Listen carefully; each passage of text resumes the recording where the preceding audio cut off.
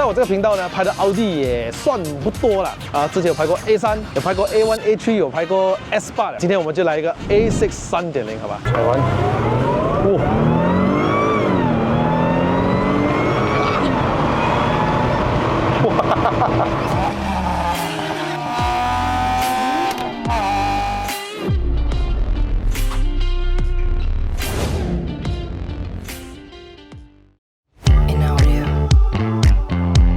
，Hello， 大家好，又是艾德爱的人不是一个车评，只是 POV 了。欢迎回到我的频道，欢迎回到POV 试驾系列了。今天在我身后面有一辆奥迪 A6， 可是它不是 Hybrid 啊，放心 ，Hybrid 在马来西亚应该没有剩几辆，可是在MUDA上面看还有2、3万呢。之前呢，在马来西亚有推出3.0、1.8， 后期呢还有继续推出3.0， 还有2.0公升的。当年的售价这辆车要500千，如今呢它的2014年的车现在卖着55千左右。哇，如果你看起来对比 Hybrid 是不是那个价钱比较保值嘞？哇，那个 Hybrid 真的是亏到没有朋友哦。听讲有问题也不少，而且又跑 CVT 哦。这个影片呢是非常感谢 Alvin 啊，之前在我这个频道有出现过，但是他不愿意上镜啦。然后他是让我试驾他的奥迪 A1 Twin Charge 有 Turbo Charge 跟 Super Charge。哦，那辆车还有在，他就跟我说他喜欢2门的小型的车，可是屁股痒，走去买了一个 A6 3.0。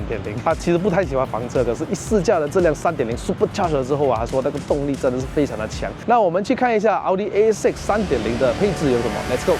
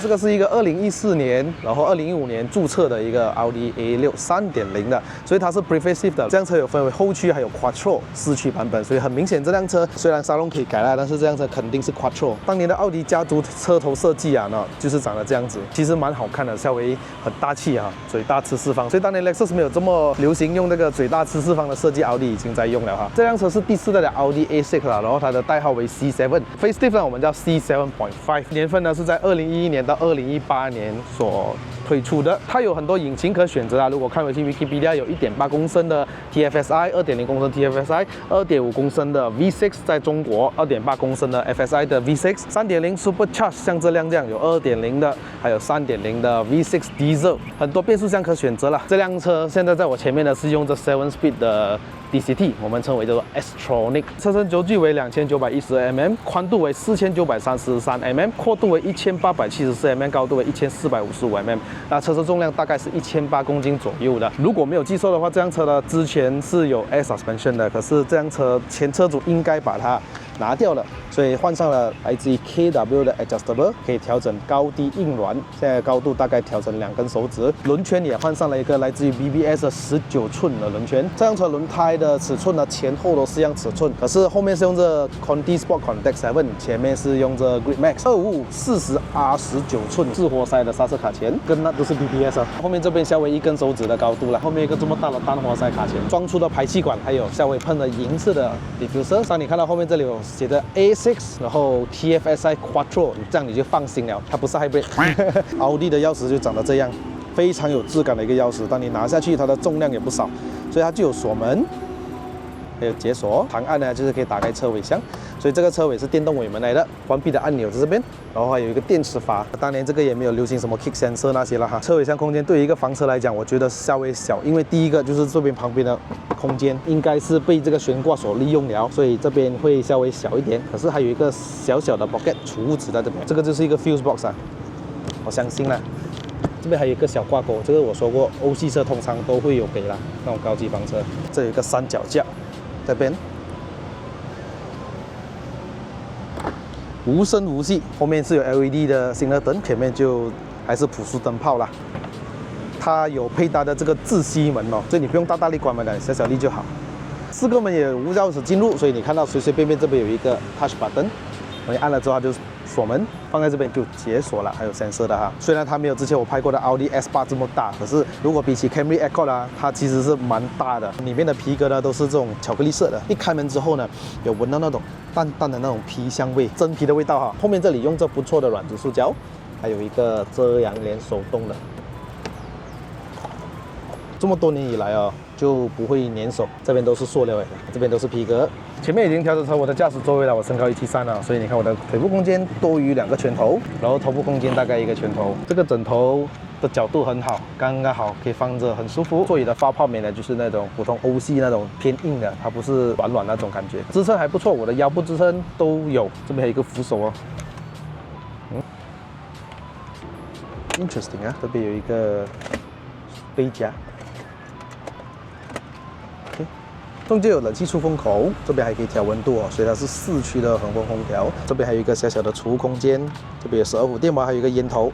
所以这辆车因为有后驱跟4驱嘛，所以后面这里鼓起来很大，所以你想要中间坐人的话，基本上是很辛苦啦。最值得一赞就是出风口在 P 乐这边，这个就是之前主打的5系列跟 E Class 啊都会有标配着的。我觉得最有用的冷气出风口就是在这里，最容易吹到的啦。这个就是顶级的豪华房车以上才会有的这个规格啦。所以它的顶呢都是全黑的，然后还有2个灯。对，这个很温馨的灯。驾驶员的座位这边，然后这边就有2组的记忆座位哈，门锁在这边的哇。最值得一赞就是连左驾驶那边也是有2个 child lock。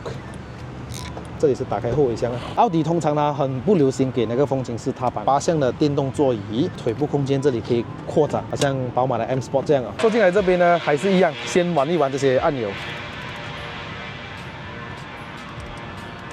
非常的疗愈，我真的是超爱的。那我们来打着引擎一下，早期的奥迪很喜欢放在这里的 Start Button。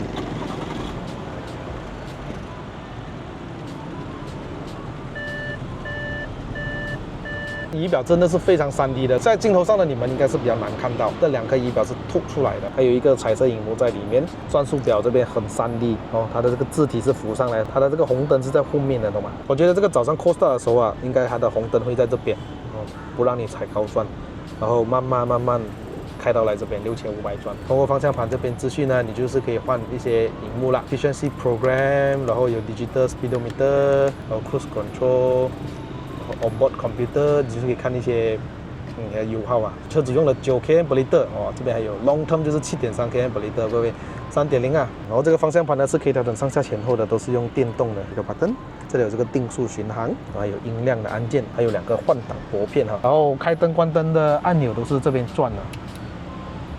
Auto， 前雾灯、后雾灯，还有这个仪表的亮度，这里可以调。这辆车还有抬头显示器哦，还可以看你的时速。所以这辆车有奥迪最出名的 MMI 的 system， 可是这辆车不知道为什么前车主就把它 cancel 到完，所以是不能用了的。唱机之前是可以把那荧幕隐藏起来的哈，所以这边是可以按一个按钮，它就进去了。车主就把它去装了一个 Android 唱机，后面还有一个遮阳帘，这 ESC off、Parking sensor、Auto Parking 哦，这个是 Auto Start Stop 要关掉。所以冷气的控制就是这样啦。如果要调风速的话，要先按这个风的按钮，然后你再来调。这个是奥迪，不知道为什么每次都是这样的，麻烦呐，是有点呐。然后这辆车有配搭这一个 7-speed 的 DCT 双离合，然后还有 Sport Mode， 去到这边用手动模式也是可以，也喜欢。电子手刹耳朵后，我先开窗一下给你们听，奥迪非常可爱的，不管什么年份都好，都会有了。当我把这个电子手刹解除，你听啊，有听到吗？我再拉一下。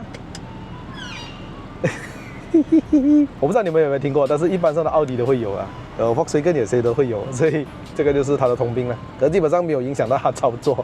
然后 Yes， 2个置杯架，哇，2格的嘞。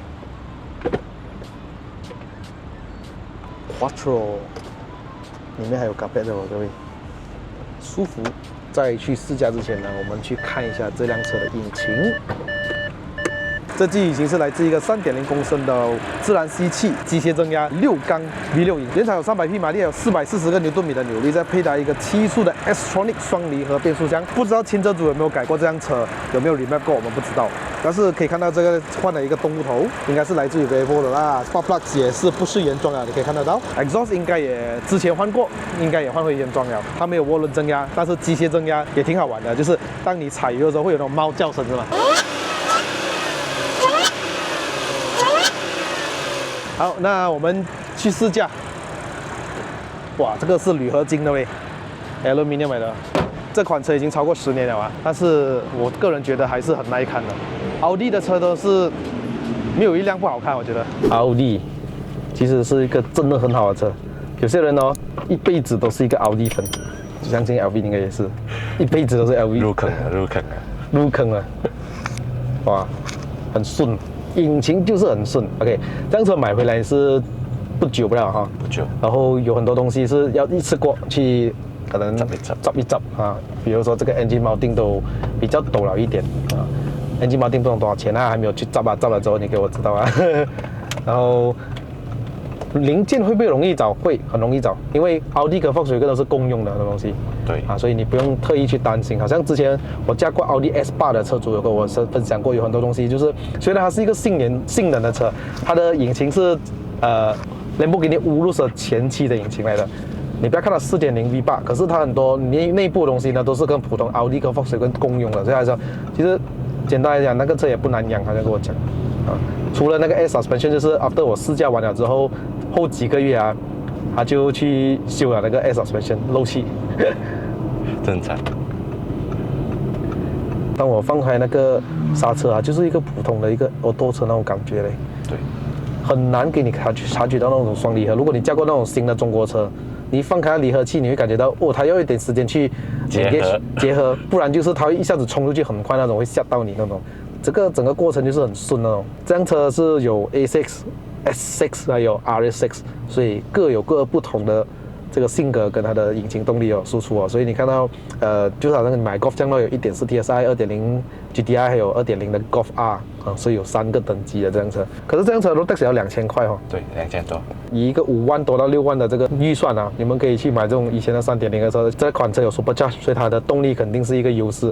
再来第二个就是我的心目中觉得不错的，就是 528i 3.0，那个就没有 Supercharge， 就动力可能稍微质量一点，可是那个感觉也是很爽的。再来就是 IS350哦，之前有试驾过，那个也是很厉害哦，没有 Supercharge。我以前是驾3.0 NA 的，所以我知道它的线性是很爽的。但是它的马力通常就200多匹吧的。你的是什么车？之前3.0？125i。哦，125i 啊。然后之前还有一个是 SLK 280，还是3.0的，那个是 V6 的。所以我知道它加了这个 Supercharge 那个差别差很多，多100匹出来。低转又有那个动力哦。对。它越高转越有力咯。这个 Steering 应该是后期换过的，没有错的话。这里很美。重量啊，有1800公斤的车，我觉得放 Adjustable 完全不像 Adjustable， 非常顺的一个。我有去看了它这个 Adjustable 是 for 舒服的，但是你要竞技也 OK 啦，它的那个 Body Rolling Control 支撑不错。哦，我听到那声音啊。OK， 那个猫叫声要3000转过后才来哈。对。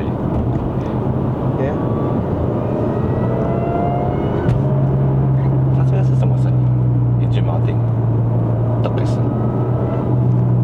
这个没有，就是等一下你会听到一个很大声的。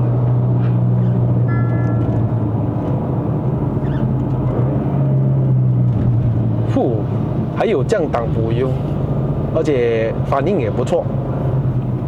我之前驾 A3 的时候，那个双离合还好一点，没有这么机智，很舒服的一个。有时候是这样的 ，OK， 我明白。如果你讲拿一个 IS250 或者350 ，OK， 去改一个机械增压下去，它是有力有声音啊，可是它的变速箱它不符合那个动力啊，它会比较懒散。第一个啦，第二个就是 Lexus 的本来的变速箱的绑定都比较偏舒服的，所以它不会一直在锁的那个档位。然后就是比如说 ，OK， 你去4号牙，你锁在4号牙，然后你一下子踩，然后你放的时候哦，它会有那种感觉到 Lag 突然把那个离合器松开一点点啊，为了让舒适，还有就是省油，可能是这样子。所以在奥迪上面这种双离合是不会出现的。所以当我放在可能2号档的时候啊，我踩。看到吗？它转速慢慢跟着速度下移的，它不会好像踩着离合器这样子，给它的车滑过去啊，不会。还有那个叫什么？所以我讲变速箱也是很重要的一个。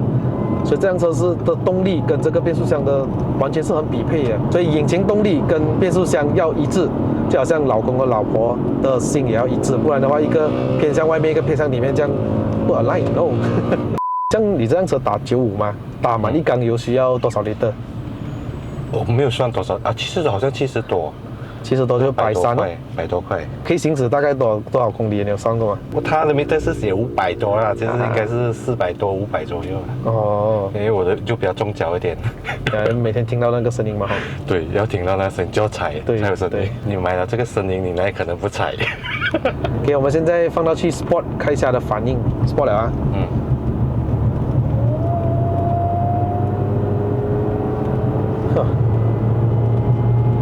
声音来了，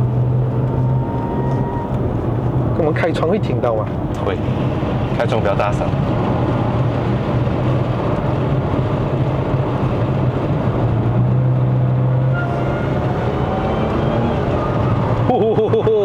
嘿嘿 ，F1 的。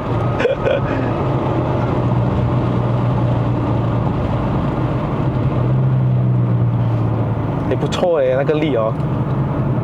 它根本，你讲是3.0哦，它根本不像3.0啊，不笨重，一点都不笨重，而且它加速的前那个力哦，又没有 lag 哦，你看 Turbo 一般上有那个 double lag 的嘛，这个完全就是踩下去就来了。就是你一踩它就有力哦，是喜欢这个感觉啦。哇，今天公公如也嘞，这么好。哎呀，我们来做一个0-100吧，踩完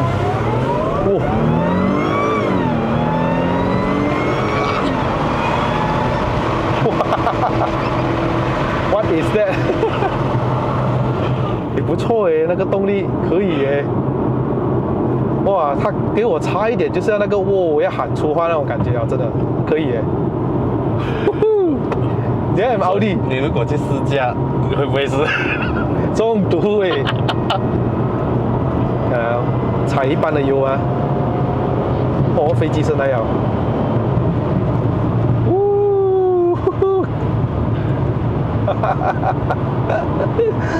开心哎！哇哦！改观！我不喜欢这种车型的，我都会上当。你特地来放多给我吗？我是宝马粉哎。它有一个优势哎，还有 Quattro。对，宝马没有。Quattro 也是其中一个原因。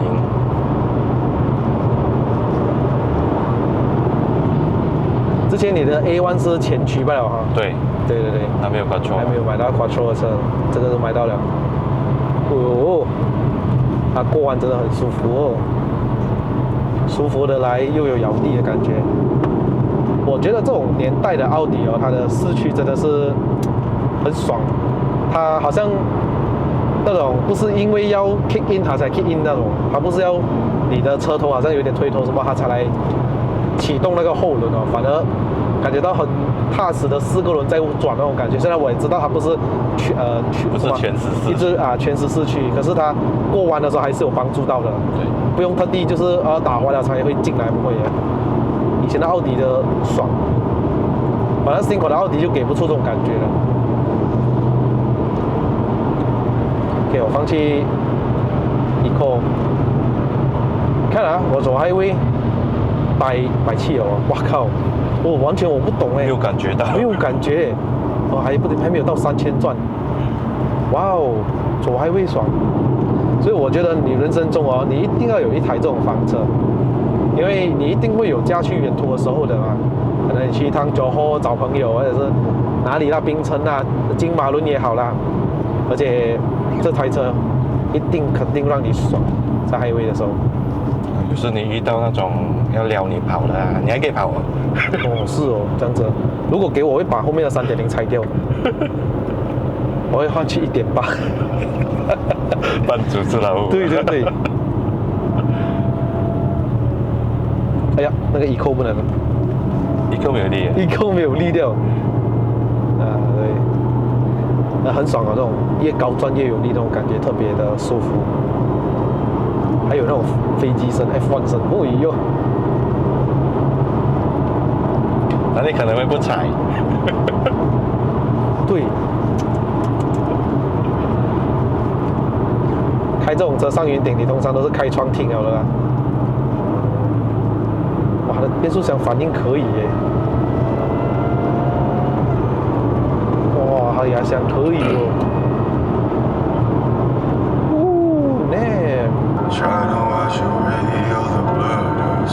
OK， 谢谢你，可以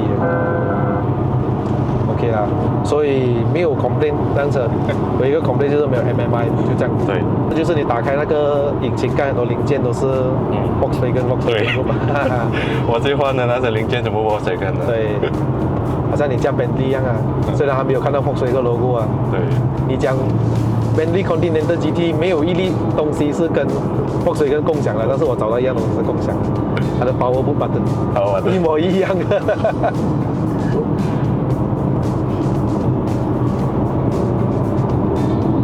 踏实，虽然我只是100过这个弯，但是你可以感觉到这辆车它的车身啊没有什么拖泥带水那种感觉。你讲1800公斤，坦白说你这样子过一个弯也没有感觉得出来，而且很灵活了还是。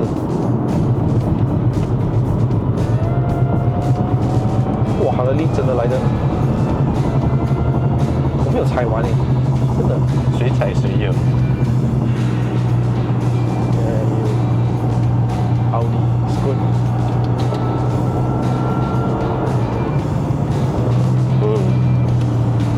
嗨。吓他。哇。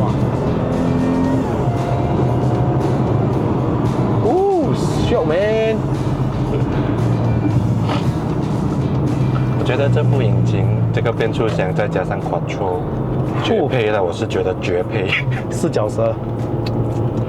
哇，那个声音真的让我一直好像听音乐这样，没有完全想要听音乐了嘞。有时候你可能开上山，你还会听一下那种蹦迪那种歌啊。是没有错，我开这辆车呢，我很少开音乐，因为是要听那个马叫声，有时要拍那个声音。OK， 终于来到这边了啊！每一个奥迪都有一样的声音。这个不知道这里有没有奥迪粉的你们呢？喜欢 Quattro 的，又喜欢3.0，又喜欢 Supercharger 呢？如果有的话，在下面留言给我知道一下。老铁们都知道我们下一集要干什么呢？就是要冲上云霄了。好了，这个影片就到这边了。如果喜欢看我的影片的朋友们呢，不要忘了按赞、订阅、分享，还有打开小铃铛。我们下一集的影片再见 ，Goodbye。